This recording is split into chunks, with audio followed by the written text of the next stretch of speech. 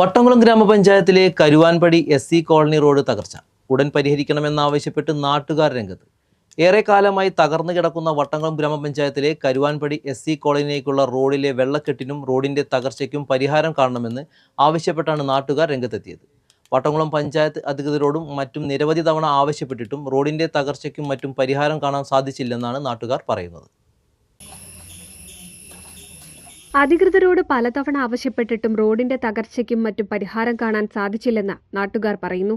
ഈ റോഡിന്റെ അവസ്ഥ വളരെ പ്രയാസകരമായിട്ടാണ് പോണത്. കുറേ വർഷങ്ങളായിട്ട് തന്നെ നിലപാട്.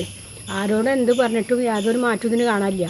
ഇതൊരു വ്യക്തി മാത്രമായിട്ടുള്ള ഒരു കാര്യമല്ല. ഈ ഭാഗത്തു കൂടെ വയസ്സായവർ, ചെറിയ ചെറിയ മക്കൾ ഒക്കെ പോണൊരു അവസ്ഥ കാണാൻ വയ്യാത്ത സ്ഥിതിയായിരിക്കണം.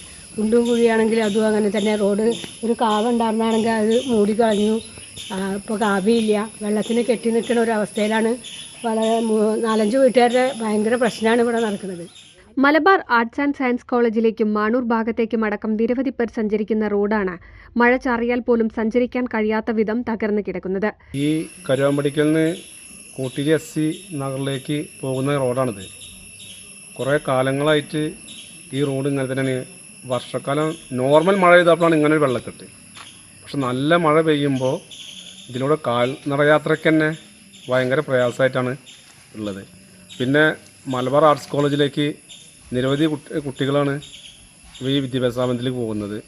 അപ്പോൾ ബന്ധപ്പെട്ട അധികാരികളോട് പല തവണ നമ്മൾ ബന്ധപ്പെട്ടിരുന്നു.